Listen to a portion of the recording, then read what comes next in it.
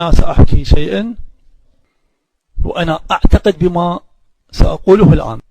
أقول، التفتوا جيدا، بعد الاطلاع على سير الخلفاء وعلى لنقل الاختلاف في بعض الأحيان، التناقض بين سلطة خليفة مع سلطة الخليفة الآخر، نهج الخليفة الأول مع نهج الخليفة الثاني، نهج الخليفة الثاني مع الثالث، نهج الخليفة الأول الثاني الثالث مع نهج معاوية. كل نهج يختلف، يعني بين الخليفة الأول والثاني والثالث في كفة لا تقارن مع نهج معاوية وإجرام معاوية وانحراف معاوية. كما قلنا الخلافة الراشدة كانت عبارة عن خلافة وعبارة عن نهج ودستور وقانون إسلامي. في الزمن معاوية اختلف الأمر، صارت سلطة علمانية كما يسمى الآن، سلطة سخرت الدين لصالحها، لانتهازيتها، لمنافعها. فبسبب هذا الاختلاف في الحكام، بطريقة الحكم، بوجود نهج إسلامي عام وتوجه إسلامي عام وحكم إسلامي عام مقابل الظلم والفساد في زمن معاوية، إذن يوجد سلطة أخرى غير السلطة الحاكمة كان أبو هريرة يخاف منها. ما هي؟ يوجد لوبي، ما يسمى الآن باللوبي، يوجد كتلة، يوجد مافيا، يوجد عصابة، يوجد ميليشيات كانت متسلطة، كانت متآمرة، عندها القدرة المالية، عندها القدرة والبعد الاجتماعي، عندها القدرة العسكرية والأمنية، وعندها القدرة الإعلامية. فهذه المافيا التي كانت في داخل المجتمع الإسلامي، وطبعا لليهود الدور الرئيس واليد المؤسسة والكبرى في وجودها.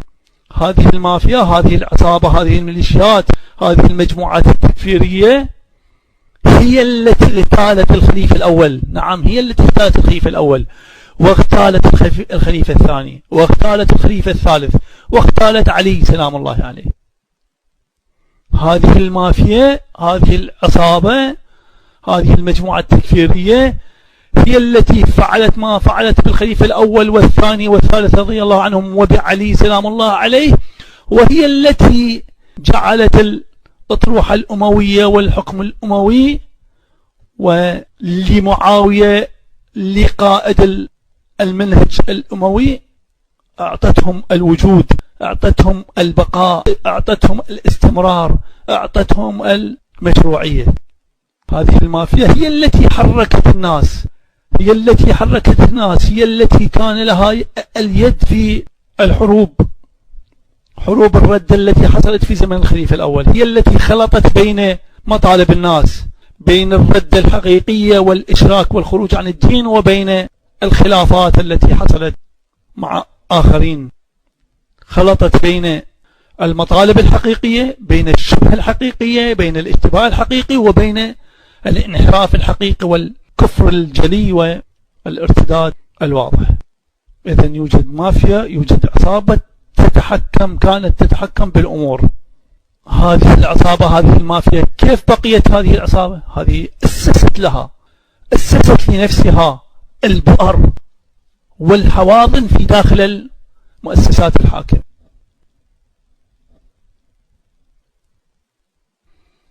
وفي الجانب الآخر، كما أن المافيات عملت في هذا الجانب وأسست لي الحكم وللسلطة القهرية الأموية، ونقلت الخلافة والدولة والحكم من سلطة، من خلافة، من حكم، من منهج إسلامي إلى منهج علماني، منهج متسلط، منهج قاهر. نحن نأسف عندما نذكر العلمانية الآن وتقارن مع من يحكم باسم الإسلام ما يجرم، نترحم على العلمانية. فالعلمانية الراجعة للعلم، نقول الإسلام هو العلم، الإسلام هو الذي يدعو للعلم، الإسلام هو الذي حث على العلم.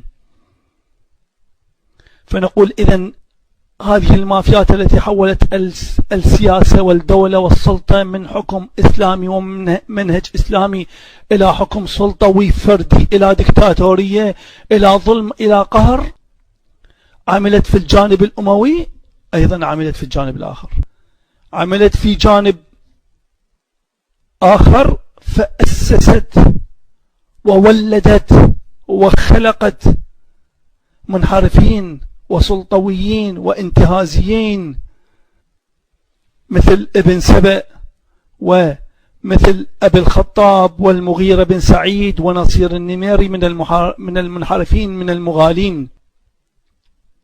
أسست من رؤساء المافيات والعصابات أمثال المغيرة وأمثال أبي الخطاب وأمثال ابن سبأ وأمثال نصير النميري. كما أسست هنا، لأن الهدف ما هو الهدف هو تكسير الإسلام، تحطيم الإسلام، القضاء على الأخلاق. هذا هو الغرض، هذا هو الهدف، هذا هو عمل المافيات، عمل العصابات، عمل الميليشيات، عمل المجاميع التكفيرية. وبقي هذا إلى هذا اليوم، بقي العمل إلى هذا اليوم، يدعم من هنا ويدعم من هناك في كل الأماكن في كل الأزمان، كما هو الحال في هذا الزمان.